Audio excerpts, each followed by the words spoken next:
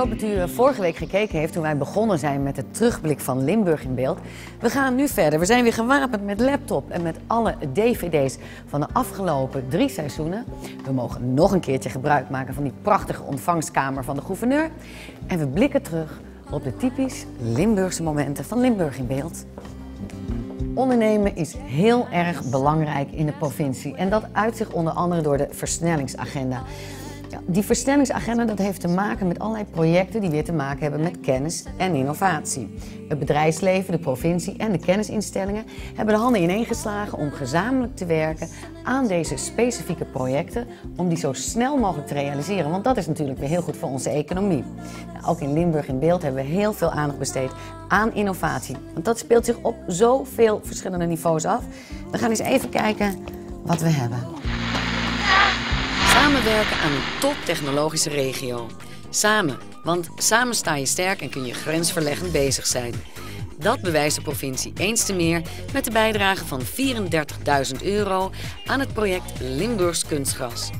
Deze subsidie heeft als doel de internationale concurrentiepositie van het Limburgse MKB te versterken en daarmee gestalte te geven aan de technologische topregio.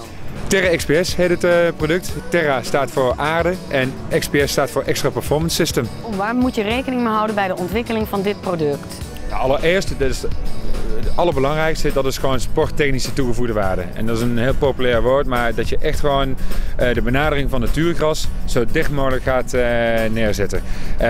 In de toekomst durven we zelfs te stellen dat we nog voorbij dat punt gaan.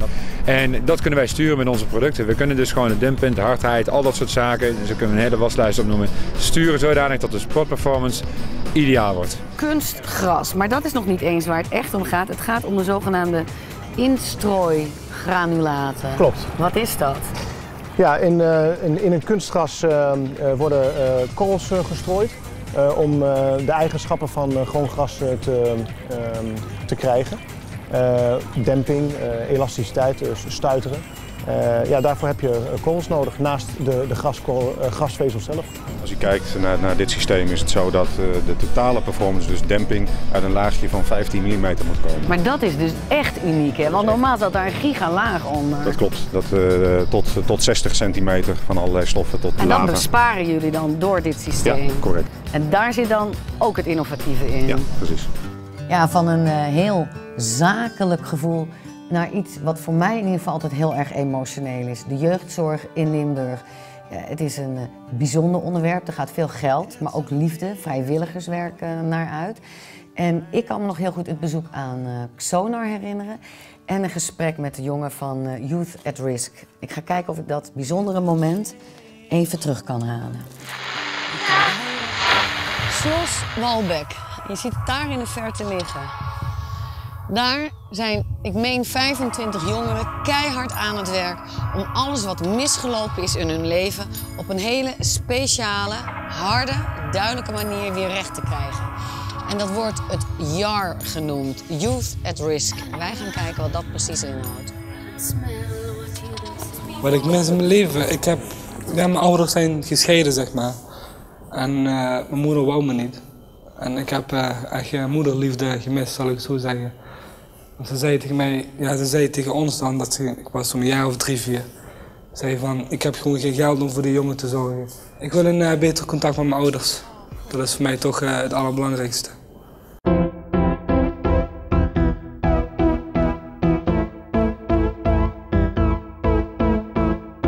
En naast dit doel, wat je allerbelangrijkste doel is, zeg je zelf, heb je nog 2 doelen. Ja.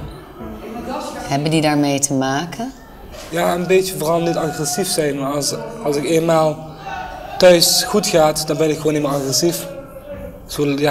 Dat denk ik tenminste. En als het ook thuis weer beter gaat, en wat mijn andere doel is, verder gaan met school. Gewoon mijn school afmaken. Als het thuis beter gaat, denk ik dat het automatisch ook goed gaat op school.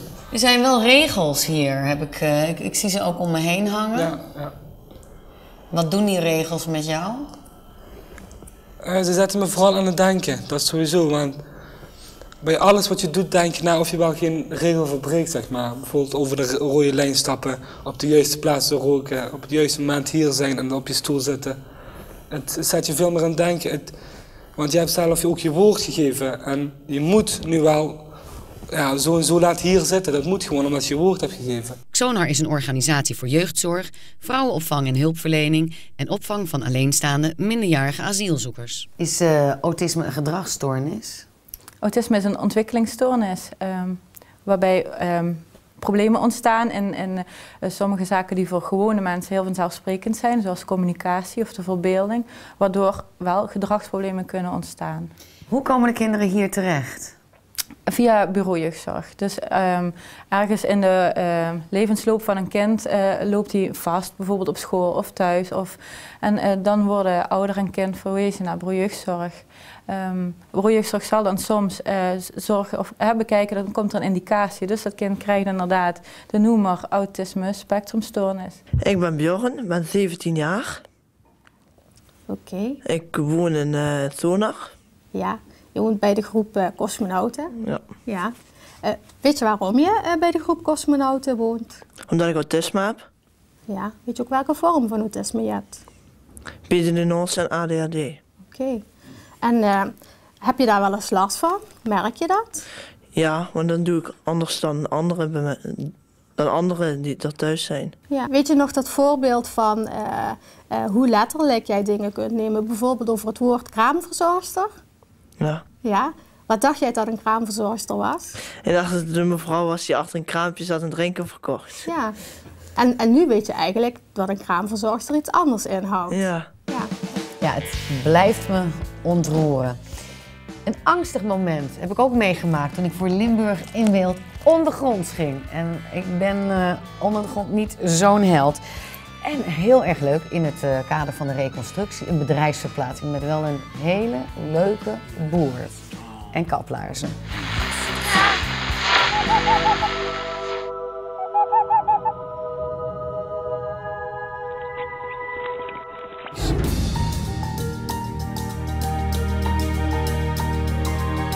Nou, we staan hier bij een locatie die we gestabiliseerd hebben. Hier zat een hele zwakke plek in het plafond. Dit was de enige plek om de groeven in en uit te komen. Nou, dat was gevaarlijk, dus is daar een stabilisatie gemaakt. Nou, dit zijn allemaal sporen van de mensen die hier de mergel ontgonnen hebben. Dit zijn haksporen, hier zijn zaagsporen te zien. Die strepen, dat zijn bijtelsporen, allemaal in de mergel. En dat is het mooie aan die mergel, daar zijn al die sporen goed zichtbaar. Het ziet er zo mooi uit, hè Joep? Ja, absoluut. Het is gewoon een Limburgs landschap ondergronds. Ja. Ben je nooit bang? Nee.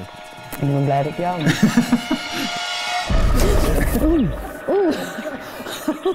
Oh ja, nee.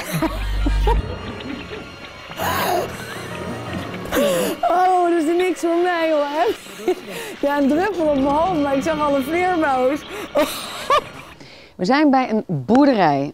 Ik zie geen huis, ik zie alleen maar stallen. En deze stallen gaan verplaatst worden in het kader van de reconstructie in Noord-Limburg naar Brabant. We gaan naar de varkens. Ja, andere laarzen aan? We doen even laarzen aan, we doen een overalletje aan. De verplaatsing slaat 2 vliegen in 1 klap.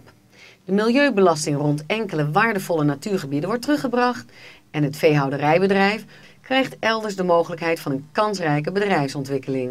Heel veel geld is ermee gemoeid. Maar goed, we hebben er eigenlijk tenslotte allemaal voor gekozen om de natuur hier voorrang te geven.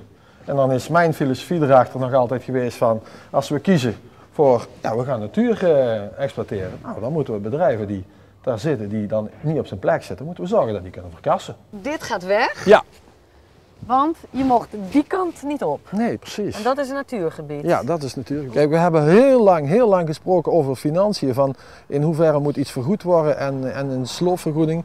Uiteindelijk is dat na veel vijven en zessen is er dan toch een regeling uitgekomen waar we redelijk mee uit de voeten kunnen. Want ja, iedereen kan natuurlijk begrijpen dat wij niet zonder hulp kan er niet verplaatst worden. Reconstructie, zoals gezegd, een megaklus.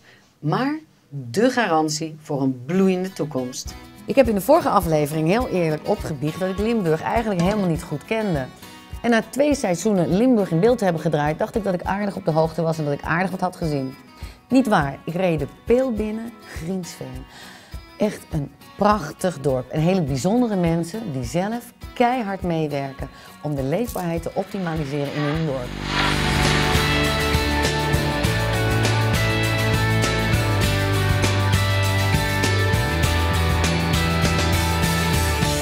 Giensveen, ik had er nog nooit van gehoord, maar we kwamen aanrijden en het zonnetje scheen. En het was waanzinnig mooi. Ja, mooi dorp hè? De Peel. Ja, het ligt eigenlijk midden in de Peel. En je moet, van welke kant je ook komt, je moet altijd kilometer of 5, 6 rijden voor je hier bent. Het is een soort enclave midden in de Peel. Het dorp dreigde in een isolement te geraken. Maar door de sterk groeiende toeristenstroom en de verschillende lokale particuliere initiatieven leeft het dorp als nooit tevoren. De provincie heeft daar een grote bijdrage aan geleverd door uit het Leefbaarheidsfonds €50.000 te subsidiëren voor de renovatie van het gemeenschapshuis De Zaal. Hier, dit is het domein van de jeugd. Dit is de nieuwe entree. Alle moderne voorzieningen. En dat is voor een klein dorp als Giensveen wel heel fijn. Dit is de oude zaal. Hier heeft zich al meer dan 100 jaar lief en leed afgespeeld. Hier zijn doopfeesten gehouden, maar ook de begrafenissen, de koffietafels na de begrafenis. Alle trouwfeesten, de trouwfeesten van de kinderen. Het hele leven van het dorp heeft zich in deze zaal in 100 jaar tijd afgespeeld. En wat je nou ziet is eigenlijk ook zoals het vroeger was. Dit gebouw is ook van het hele dorp. Dit is niet van de gemeente, dit is niet van een of andere club. Dit is van de dorpelingen.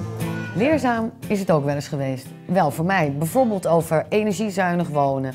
Alle dingen die je kunt veranderen in je huis om bijvoorbeeld zo'n €500 tot €1.000 op jaarbasis uit te kunnen sparen. Voor bijvoorbeeld een leuke vakantie. En deze, de windmolens in Kerkrade. 2 grote witte reuzen met prachtige namen, door kinderen bedacht. Weer duurzame energie voor de toekomst. Een plek onder de zon en altijd iemand in de buurt die van me houden kon. Arthur, je zei tegen mij dat dit een heel goed voorbeeld was om even met de energiebesparende maatregelen aan de gang te gaan. Waarom? Ja, dat klopt. Nou, dit is een huis van de jaren 50. Destijds gebouwd zonder enige energiebesparende maatregelen. Geen spouwmuurisolatie, geen dakisolatie, geen vloerisolatie. En bij zo'n huis is zo 20 tot 30% op het energieverbruik te besparen. Dat is veel. Dat is heel veel. Ik denk dat de investering voor de energiebesparende maatregelen binnen 3 tot 5 jaar terugverdiend zijn in het energieverbruik. Dan weet je blijkbaar al wat je gaat doen. Ja, wat we hier kunnen gaan doen is, we gaan eerst controleren of de spouwmuren geschikt zijn om te isoleren. Dit is een spouwmuur, hè? Dit is een spouwmuur. Maar wat is een spouwmuur nou eigenlijk? Een spouwmuur is een binnenmuur, Ja? een buitenmuur met een luchtlaag ertussen. Wat wij van tevoren altijd controleren is met dit apparaat, een endoscoop, om te kijken of die spouwmuur ook open en schoon is. Ja. Wat je hier ziet is alleen wat spinnenwebben. De spouw is verder keurig open en schoon. En zo'n muur is perfect geschikt om na te isoleren. Arthur, dit is maatregel 1, maar je ging ook iets met de vloer doen. Ja, ook deze vloer is ongeïsoleerd. Bij vloerisolatie bij houten vloeren kan er een isolatielaag aangebracht worden vanuit de kruipruimte. Dus je hoeft niet te breken en dat is een groot voordeel. Zodra er een opening is om onder de vloer te kunnen komen en wij hebben minimaal een halve meter ruimte om te kunnen werken, kunnen wij die vloerisolatie perfect aanbrengen. In die oude huizen heb je dat wel? Over het algemeen wel.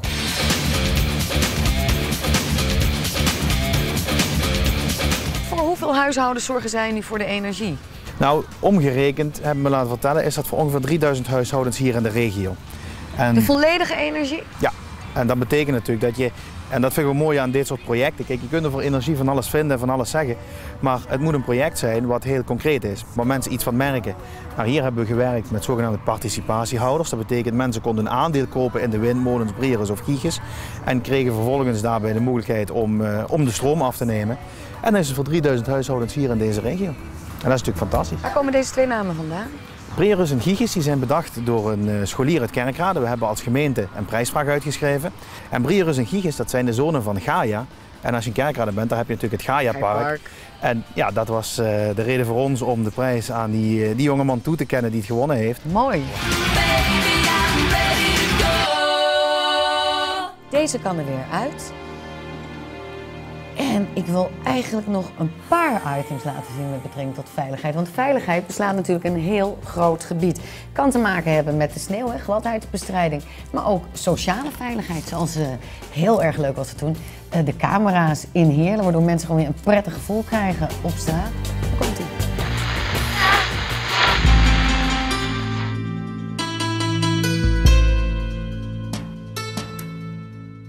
Sensoren die voortdurend de temperatuur, luchtvochtigheid, zoutgehalte en neerslag meten.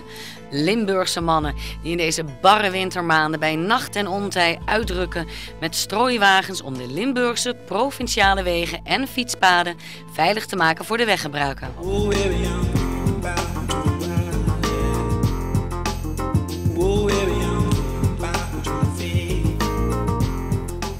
Nou, dit zijn de gewone inspectiewagens, hè? Dit zijn onze inspectieauto's die we overdag gewoon gebruiken voor onze wegcontroles. En dat is waar het nu om gaat. Dat zijn de? Dat zijn de strooiers. Die strooier komt op de vrachtwagen te zitten. Die wordt gekoppeld met die kabel naar de cabine om het bedieningskastje aan te sluiten. Ja. Dat zout dat in die trechter zit, komt hier op de transportbron naar achter. Dit wordt bevochtigd door die calcium, magnesium of zoutoplossing. Ja. En dat wordt als een deken over het wegdek gelegd. Meneer Urselman, dit is de N280. Ja, van Weert naar Mond. En waar zitten ze dan, die sensoren? We zoeken. We hebben het al Doe wel een gevonden. beetje voorzichtig. Kijk, daar ligt er eentje. Oké, ja. Dat is die twee ringetjes, de middelste en de buitenste ring, die zijn er van elkaar gescheiden door een isolatiemateriaal. En als er vocht op komt, dan kunnen wij meten wat die geleiding is. Ja. In combinatie met die ring en de temperatuurmeter in de wegdek, plus de temperatuur van de lucht, Ja. die wordt gemeten in deze kast. Het is wel leuk, hè, die communicatiesystemen in de grond, zendertjes, digitaal binnenkomen met een cappuccino en dan zeggen jongens, precies, uitrijden. Lekker makkelijk, hè? Ja, kom. 130 camera's, daar en daar en daar één en ginder nog een tigel wat, houden de binnenstad van Heerlen voortdurend in de gaten. En een van die mensen achter al die camera's is Jos Jonker. Een half jaar geleden begon hij samen met zijn collega's beelden te maken van de binnenstad. De beelden worden 24 uur per dag opgenomen en de beelden worden in principe 4 dagen bewaard. En daarna worden ze automatisch vernietigd. Behalve die beelden waar dan iets op gebeurt, dan kan dan bij de gemeente schriftelijk aangevraagd worden om die beelden in beslag te nemen. En dan blijven die beelden bewaard voor eventueel een rechtszaak of als bewijsmateriaal. De bedoeling is dus om het veiligheidsgevoel te verhogen. 's Morgens vroeg was vroeger altijd in alle partieken zaten er gebruikers. En tegenwoordig is dan overal zit er niks meer. En op straat is het duidelijk, het beeld is gewoon een normaal straatbeeld zonder gebruikers en zonder veel overlast. Nou, de dvd's gaan weer terug in de kast. Ja, ik vond het ongelooflijk bijzonder om 2 weken lang terug te mogen kijken naar al die bijzondere momenten in Limburg in beeld. Toch zo'n 120 afleveringen hebben we gemaakt. Emotionele momenten, bijzondere momenten, zakelijke momenten en vooral allemaal Limburgse momenten. Nou, nog even een bedankje voor de gouverneur voor het lenen van zijn prachtige ontvangstkamer. En u moet vooral niet denken dat wij klaar zijn met Limburg in beeld, want wij gaan door tot en met mei. Iedere week opnieuw een bijzondere Limburgse aflevering. Wat ons betreft bedankt voor het kijken en tot de volgende week.